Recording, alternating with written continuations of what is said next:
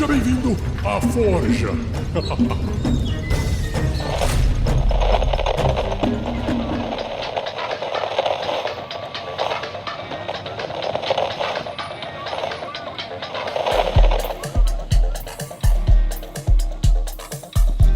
Bom, aqui é a Paula do Caquitas Podcast. A gente começou um podcast esse ano sobre RPG, a gente fala de bastante RPG lá, de vários temas. Eu não lembro exatamente há quanto tempo eu jogo RPG, mas é há alguns anos, deve fazer uns 5, 6 anos que eu jogo RPG. Eu comecei jogando D&D e hoje em dia eu não tenho mais controle da minha vida, eu jogo todos os sistemas que eu passo a mão em cima, eu tô jogando, eu jogo 1000 vezes por semana e eu preciso me controlar de parar de jogar tanto.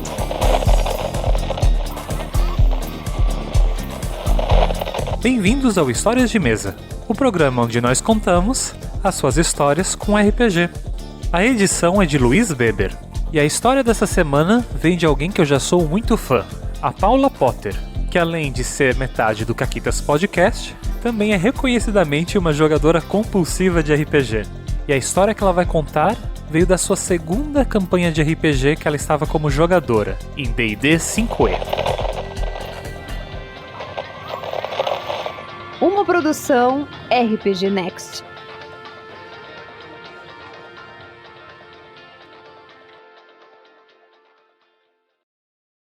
A minha história, ela é uma história de uma personagem que é muito querida minha, apesar dela ser uma pessoa horrível, que é a Miriel. Quem escuta o Caquitas já ouviu falar na Miriel.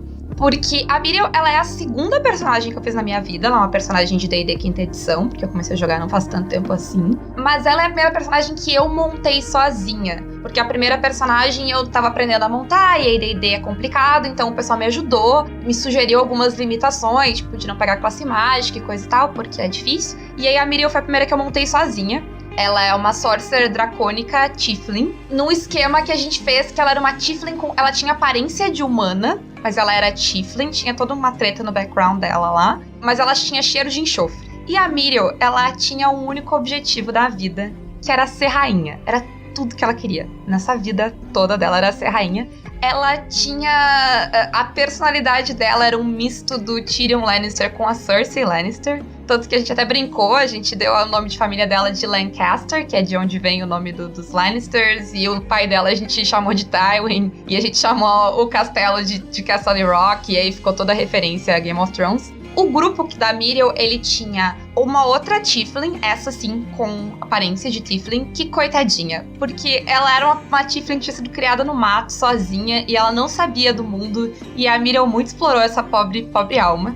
Mas eu sou super amiga da minha amiga que jogava com ela ainda. Ficou tudo bem, gente. E o outro personagem, que esse vai fazer muita diferença pra história, era um monge bêbado, que na verdade era o irmão do rei, que tinha sido usurpado do trono num esquema O Homem da Máscara de Ferro. Sim, a gente é muito criativo, a gente só rouba histórias.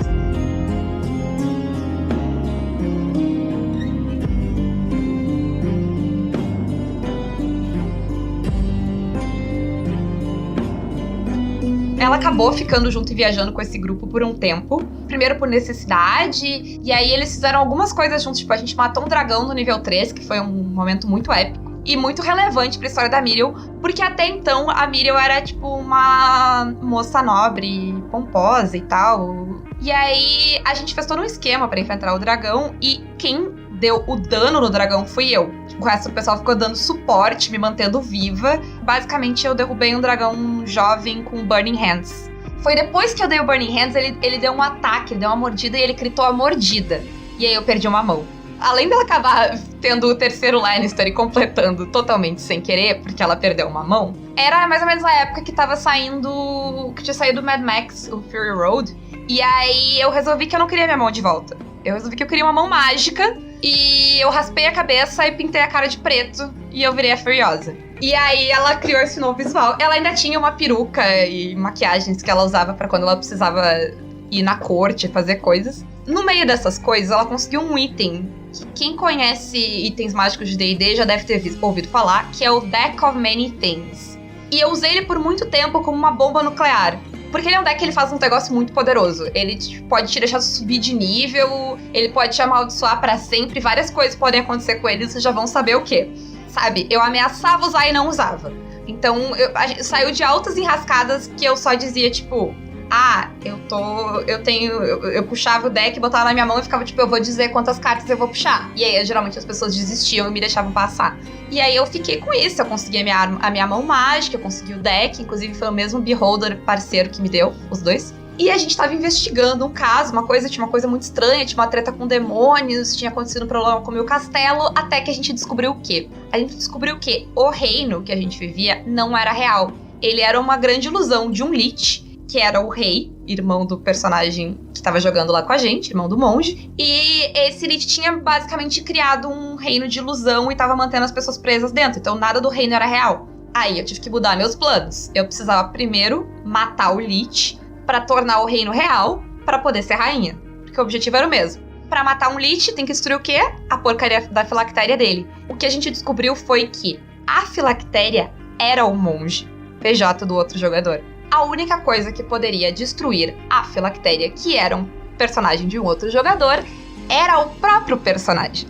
E nisso, eu e ele, a gente já tinha um acordo que a gente ia recuperar o reino pra ele, e eu ia ser rainha, porque ele não queria ser, ele só queria se vingar do irmão dele. E tava tudo certo, até ele descobrir que pra isso acontecer ele tinha que morrer, aí ele não quis mais, ele quebrou o acordo. E aí eu não gostei disso, porque acordos são acordos. O que eu pensei? Isso a gente tava nível 8, eu acho. Eu lembro que pra eu pegar a Dominate Person faltava um nível, ou 2. E aí, Dominate Person resolveu o meu problema. Que Dominate Person eu pego o personagem dele e faço o que eu quiser, se ele não passar no teste, claro. Eu fiz o quê? Eu usei o meu deck. Por que eu usei meu deck? Porque o deck pode me dar XP o suficiente pra pular os níveis que eu precisava. Então, tipo, eu não sei quantas cartas tem no deck, mas uma delas resolveu o meu problema. Peguei o deck, tu tem que cantar quantas cartas tu vai tirar antes de tirar, então eu falei 7. E comecei a tirar, porque 7 é um número bom, um número bonito. Aí eu rolei. Bom, nesse meio tempo eu rolei pra perder tudo que eu tinha, que não era item mágico. Então eu tinha alguns 1000 GPs, eu perdi tudo. Eu ganhei 2 magias de Wish. E aí o que eu fiz com a minha magia de Wish, eu gastei uma magia de Wish pra passar a magia de Wish pra uma outra personagem que tava jogando já, que entrou depois. Pra ela me ajudar com esse Wish caso desse ruim, porque ia dar ruim. Eu sabia que ia dar ruim. Eu fiquei amaldiçoada pra sempre, que não dava grandes coisas. Umas cartas inúteis, até que eu tirei a carta que eu queria. Eu ganhei os níveis que eu precisava. E aí, tu pode parar, né? Tu tem X horas pra virar todas as cartas, não precisa virar tudo na sequência. Essa altura do campeonato, minha personagem tava muito forte. Ela tava 2 níveis acima dele. Eu tava com um manto lá, que deixava a minha CD mais alta ainda. E o Sorcerer tem um esquema que eu posso gastar Sorcery Point e te dar desvantagem no teste. Então ele tinha que basicamente tirar 20 no teste pra conseguir passar. E aí ele não passou. E ele tava voando com uma capa mágica numa altura absurda. Eu mandei ele tirar a capa só. E aí ele morreu.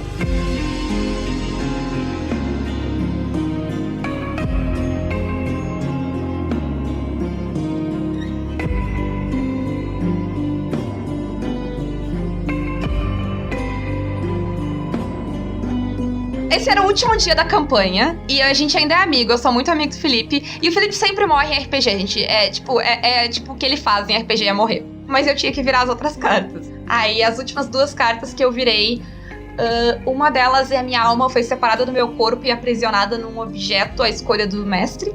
E a outra aprisionava eu e o meu corpo e tudo numa outra dimensão. Então, esse foi o final da minha personagem. Ela um dia vai voltar, ela tem uma mesa que é spin-off dessa, que a personagem da Renata, que tem o programa lá comigo, tá tentando me trazer de volta, porque ela é minha serva, ela é devota de Baal e ela tá me servindo aí. Então, um dia a Miriel ainda vai voltar das sombras, com certeza como vilã. Assim, menor chance. Agora que ela conseguiu tudo que ela queria, ela é rainha. Com certeza ela vai voltar como vilã. Sério, esse item é fantástico. Deem eles pros seus jogadores. Tu não tem nada a perder como mestre, dando o Deck of Many Things pros teus jogadores. Só os jogadores têm coisa a perder. E foi ótimo. Essa foi a história da... Resumidamente, essa é a história da Miriam. Eu preciso dizer uma última coisa, uma última recomendação pra vocês. Que é assim... Façam isso em casa, de brigar com os personagens amiguinhos? Façam, mas façam com cuidado, tá? A mesa precisa estar muito segura e todo mundo precisa estar muito tranquilo dos sentimentos uns dos outros pra que isso aconteça. Não é qualquer mesa que tu mata o personagem de um outro jogador fazendo o próprio personagem se matar e fica tudo bem, sabe? A gente se conhece há bastante tempo, a gente joga RPG há muito tempo, a gente conversa. É muito legal. Essa mesa teve muitos momentos de interação entre os personagens que foram muito legais. Teve um momento que eu gosto muito, que foi o momento que eu descobri que ele era o rei, porque o personagem, o jogador não queria me contar, ele ficou escondendo isso. Eu, a jogadora, sabia, mas a personagem não sabia. E eu consegui fazer ele me contar no roleplay. Que eu fiz um negócio lá, eu dei um benefício pra ele de magia e eu falei, tipo, ainda tem gente no reino que acredita em ti. E aí ele quebrou, tipo, na própria interpretação dele, ele se entregou. E aí ele disse, não. Tá, tu descobriu, porque tipo, a reação dele foi instantânea na hora. Metagame sempre tem, sempre rola, é parte do jogo, mas é muito legal tu criar esses vínculos fortes, e é um dos motivos pelo qual eu me lembro dessa mesa. Essa é uma mesa que eu tenho um vínculo muito forte com esse personagem, eu tenho um vínculo muito forte com a história, porque todos nós contribuímos pra ela, e a interação dos personagens foi incrível. Essa é uma das minhas mesas favoritas de todos os tempos, e ela é, tipo, uma das primeiras mesas que eu joguei. Então, faz anos já que ela terminou. E eu ainda lembro muito dela.